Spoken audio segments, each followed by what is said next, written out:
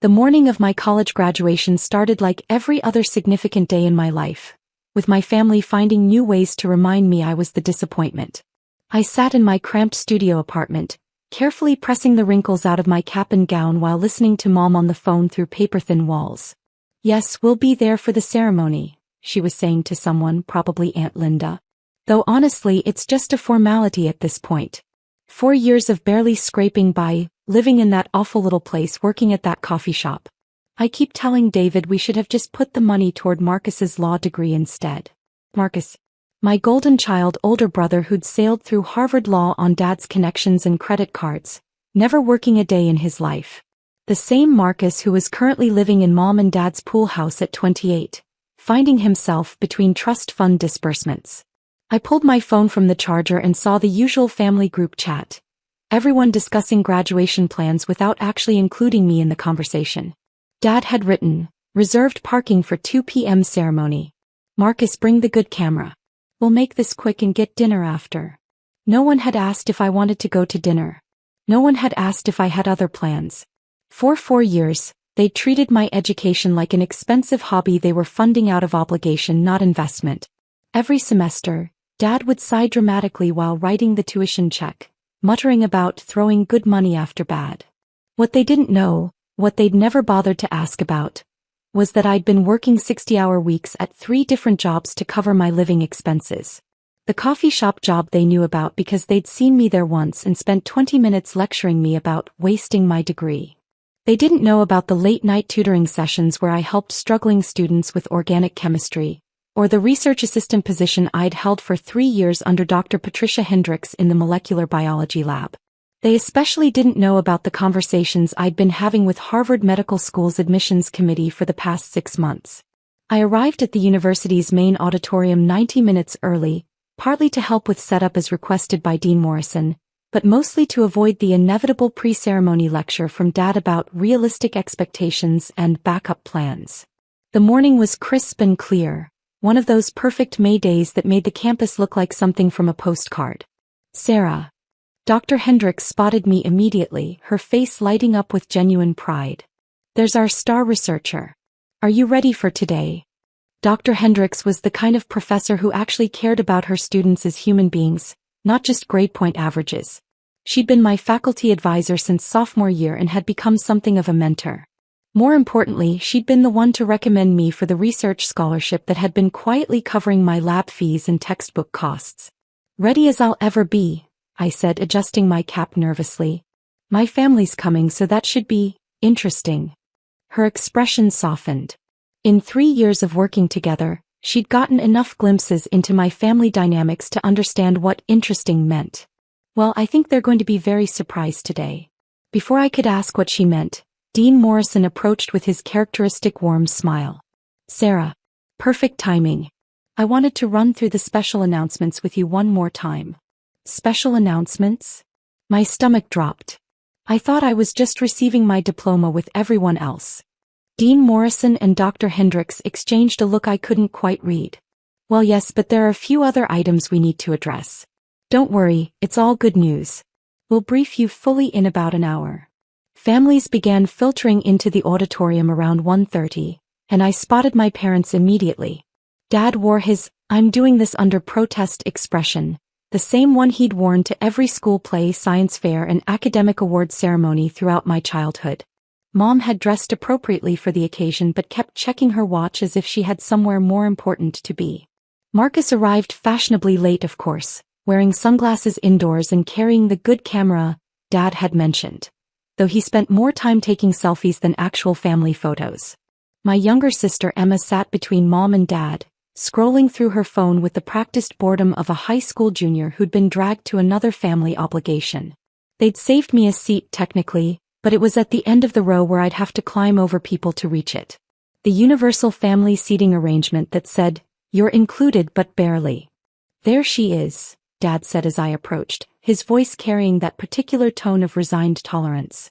"The graduate. How does it feel knowing this is finally over?"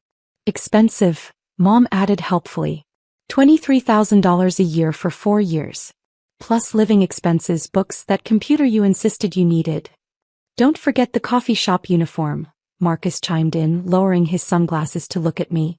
Though I guess you'll be keeping that job for a while longer, right? Market's pretty tough for... What was your major again? Molecular biology, I said quietly. Right. Molecular biology. He said it like I'd told him my major was underwater basket weaving. Very practical. Lots of opportunities there, I'm sure.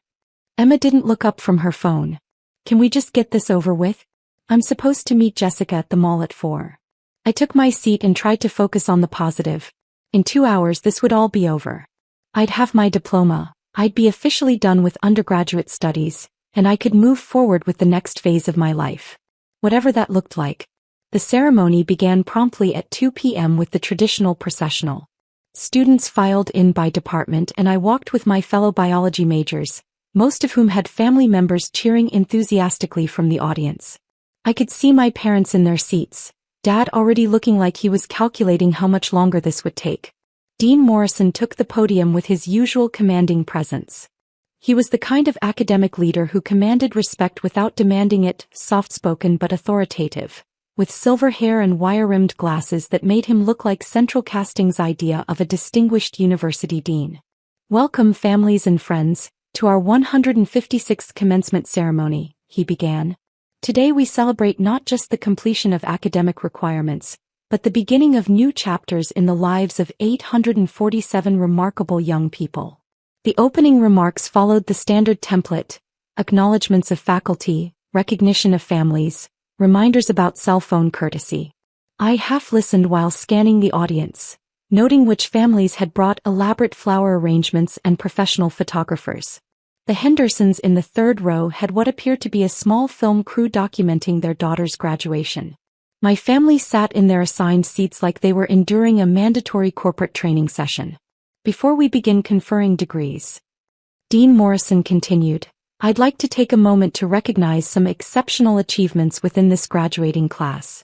Each year, a small number of students distinguish themselves not just through academic excellence, but through research contributions that advance our understanding of their chosen fields. I felt a flutter of nervousness. Several of my classmates had done impressive research projects.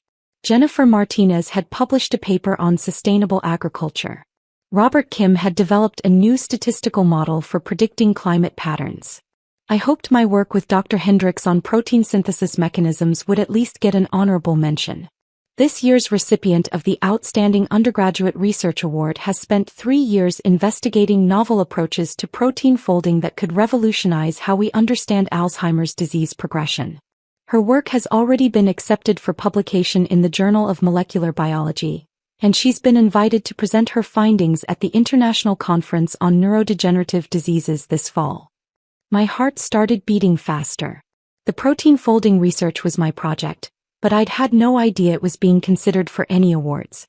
Dr. Hendricks had mentioned that the paper was accepted for publication, but I hadn't realized the significance of the journal or the conference invitation. I glanced at my parents.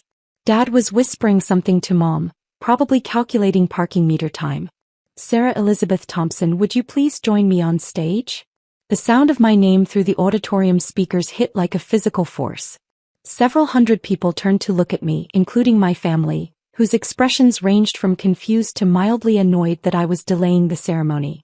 I walked to the stage on unsteady legs, accepting the Crystal Award from Dean Morrison while camera flashes went off around the auditorium. This was surreal.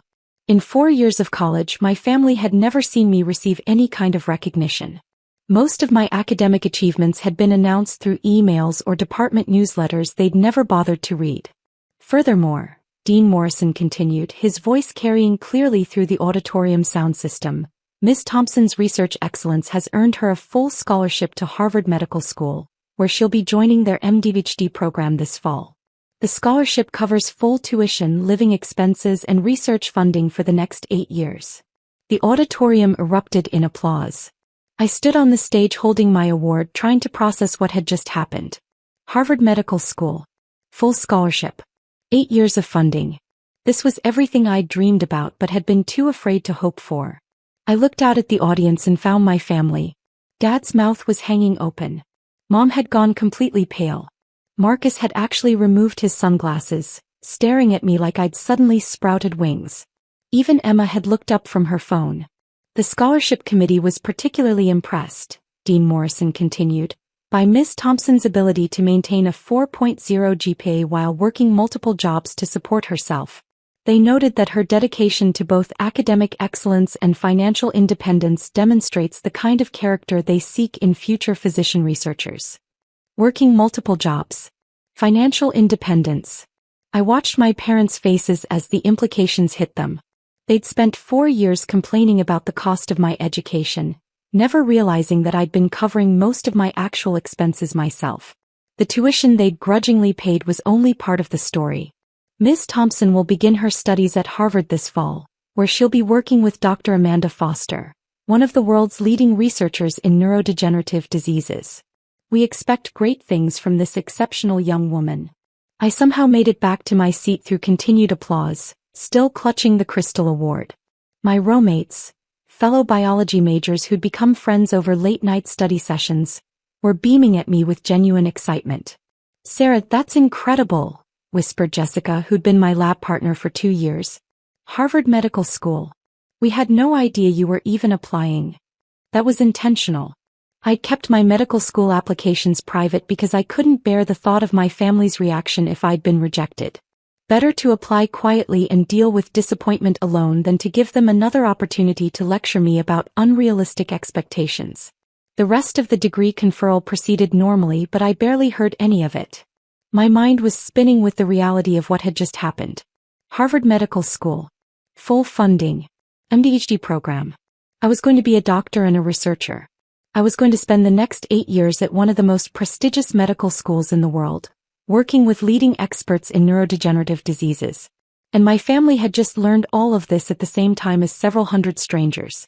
When the ceremony concluded and families began gathering on the lawn for photos, I wasn't sure what to expect. I'd been so focused on just getting through graduation that I hadn't really thought about the aftermath. How do you navigate family dinner when your parents have just discovered that their disappointment daughter is actually heading to Harvard? Dad reached me first, his expression unreadable. "Harvard Medical School," he said slowly, like he was testing the words. "Full scholarship." "Yes," I said simply. "When were you planning to mention this?" Mom had appeared beside him, her voice tight with what I couldn't tell was anger or embarrassment or confusion. "I wanted to wait until I was certain," I said. "Medical school acceptance is incredibly competitive. I didn't want to get anyone's hopes up." "Get our hopes up?" Marcus had joined the conversation and he looked genuinely shaken. "Sarah, this is Harvard Medical School. This is huge. This is bigger than huge." For the first time in my adult life, my brother was looking at me with something approaching respect. It was disorienting. "The dean said you've been working multiple jobs," Mom said quietly. "Why didn't you tell us you needed more money? We could have helped with living expenses." This was delicate territory. How do you explain to your parents that you'd been supporting yourself because you were tired of every dollar coming with a lecture about gratitude and responsibility? How do you tell them that you'd chosen financial independence over family assistance because the assistance always came with strings attached? "I wanted to prove I could do it myself," I said, which was true if incomplete. "But honey," Mom continued, and her voice had taken on a tone I rarely heard directed at me, something almost approaching maternal pride. "You didn't have to prove anything. We're your parents. We want to support your dreams." I looked at her carefully. This was the same woman who'd spent 4 years asking when I was going to get serious about my future. The same woman who'd suggested I consider community college to save money on this experiment. The same woman who'd introduced me to neighbors as our daughter who's studying something with science. "I appreciate that," I said diplomatically. "But it worked out for the best." The scholarship committee specifically mentioned financial independence as a factor in their decision. Dr. Hendricks appeared at my elbow, saving me from the increasingly awkward family dynamics. "Sarah, there are some people from Harvard who'd like to meet you. Do you have a few minutes?" "Of course," I said gratefully. "Harvard people?" Dad's voice had taken on a different quality, the tone he used when talking to Marcus's law school professors or anyone else he considered important. "What kind of Harvard people?" "Dr. Amanda Foster flew in from Boston specifically for today's ceremony," Dr. Hendricks explained. "She's the researcher Sarah will be working with." She wanted to meet Sarah and discuss some preliminary research ideas. Dr. Foster came here? Today. Mom was now looking at me like I'd somehow transformed into a different person. From Harvard. The medical school takes their scholarship recipients very seriously, Dr. Hendricks said. Especially someone with Sarah's research potential. Her protein folding work has implications far beyond what most undergraduates achieve. I could see the calculations happening in my parents' heads. Harvard professor. Flying in specifically to meet their daughter. Research potential. This was the kind of academic recognition they understood and valued. The kind they'd seen directed at Marcus but never at me. We'd love to meet Dr. Foster, Dad said quickly. Wouldn't we, honey? We'd love to hear more about Sarah's research opportunities. 20 minutes later, I found myself in the surreal position of watching my parents hang on every word of Dr. Amanda Foster, a woman who'd traveled from Boston to discuss my research future. Dr. Foster was everything I'd imagined. Brilliant, accomplished, and genuinely excited about the work we'd be doing together. Sarah's undergraduate research is remarkably sophisticated, Dr. Foster was explaining to my captivated family. Most students at her level are still learning basic laboratory techniques.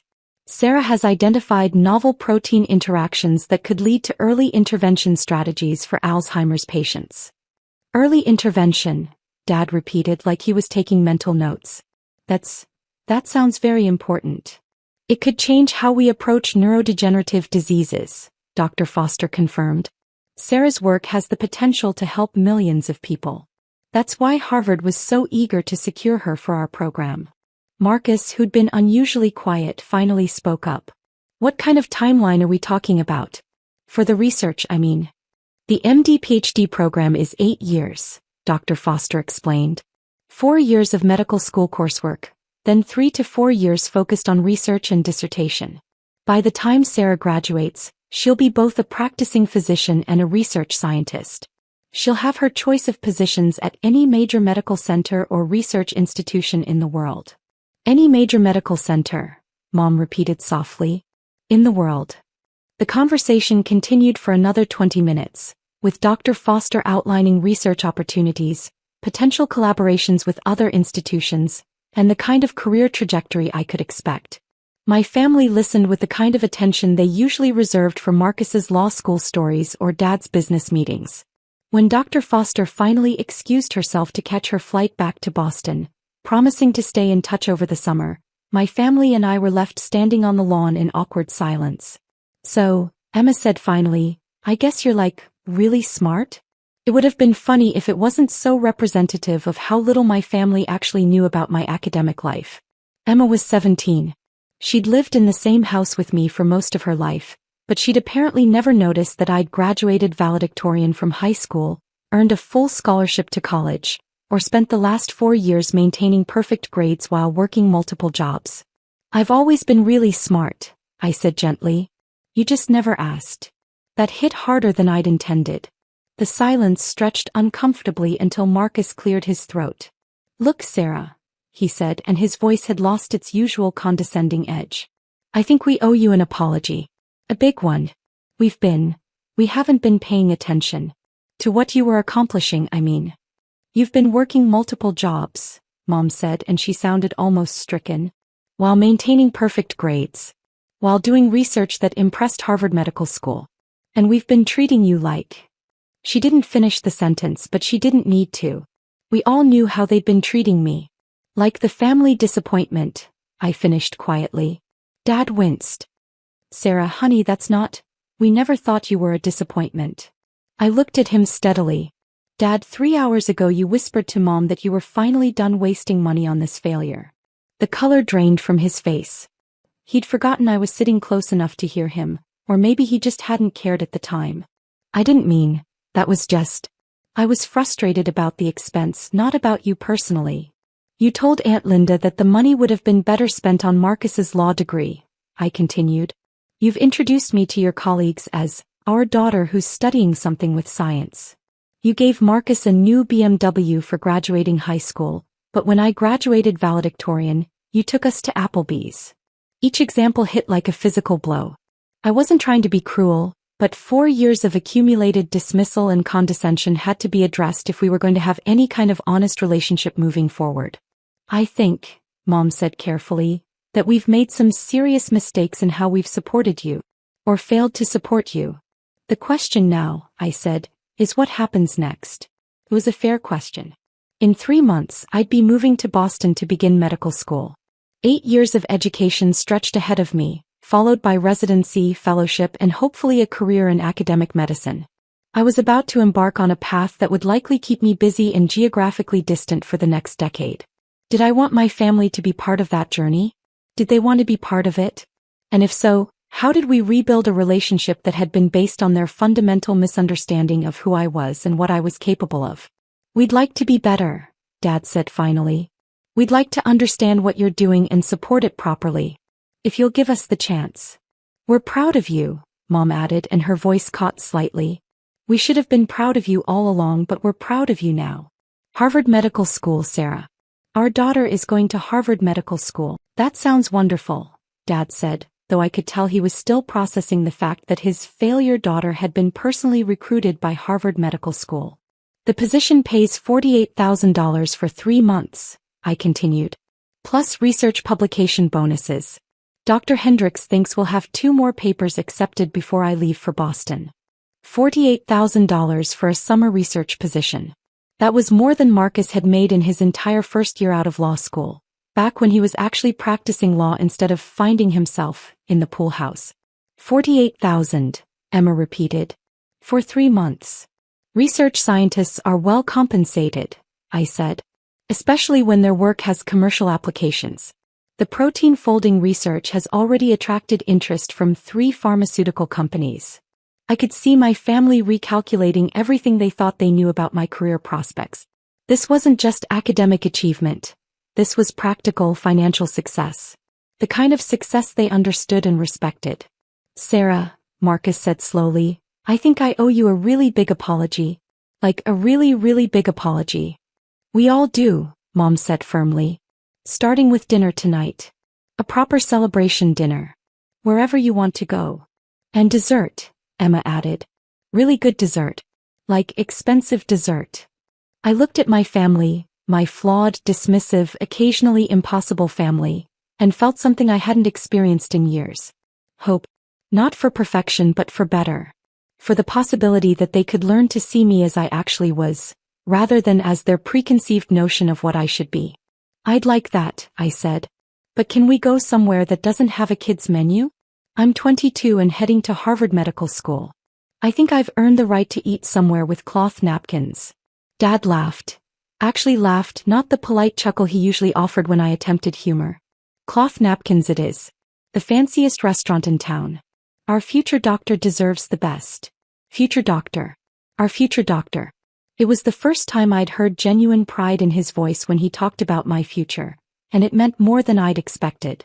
As we walked toward the parking lot, Dr. Hendricks caught up with us one more time. Sarah, I forgot to mention, Harvard called this morning. Dr. Foster wanted me to tell you that they've arranged housing in graduate student apartments near the medical school. Fully furnished, utilities included. You won't need to worry about finding a place or dealing with security deposits. That's incredibly generous, Mom said, and I could tell she was starting to understand the level of investment Harvard was making in my education. They also mentioned, Dr. Hendricks continued with a slight smile, that the scholarship includes an annual stipend for conference travel and research expenses. $25,000 per year, on top of tuition and living expenses. $25,000 per year for research expenses. I was beginning to understand that this wasn't just a scholarship. This was Harvard Medical School investing in my potential as a future leader in medical research. My family was beginning to understand it too. As we reached Dad's car, he turned to me with an expression I'd never seen before. Something between amazement and remorse. Sarah, I need you to know something. When I said I was done wasting money on this failure, I wasn't talking about you personally. I was talking about, well, I thought I was talking about a degree that wouldn't lead anywhere practical. I know, Dad. But that's not an excuse, he continued. I should have asked more questions. I should have taken more interest in what you were actually studying and achieving. I should have been a better father. You can be a better father starting now, I said. If you want to be. I do want to be, he said quietly. We all do. The drive home was different from any family car ride I could remember. Instead of Marcus dominating the conversation with stories about his latest internship or networking event, everyone wanted to hear about my research, my plans for medical school, and my long-term career goals.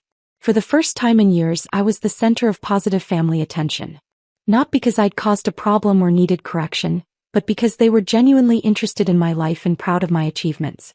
It would take time to rebuild trust and establish new patterns of interaction. 4 years of dismissal and condescension wouldn't disappear overnight. But as we pulled into the driveway of my childhood home, I felt something I hadn't felt in years. The possibility that my family might actually become people I wanted to spend time with. That evening, over dinner at the nicest restaurant in town, complete with cloth napkins as promised, Dad raised his glass for a toast. To Dr. Sarah Thompson, he said, his voice carrying genuine pride and affection. Our daughter, the Harvard Medical School scholar, the published researcher, and the future leader in medical science. We're sorry we didn't see your potential sooner, but we see it now and we couldn't be prouder. To Sarah, the rest of the family echoed, raising their glasses. As I sat there, surrounded by family members who were finally seeing me clearly for the first time, I realized that sometimes the best graduation gift isn't something you receive. It's something you give yourself.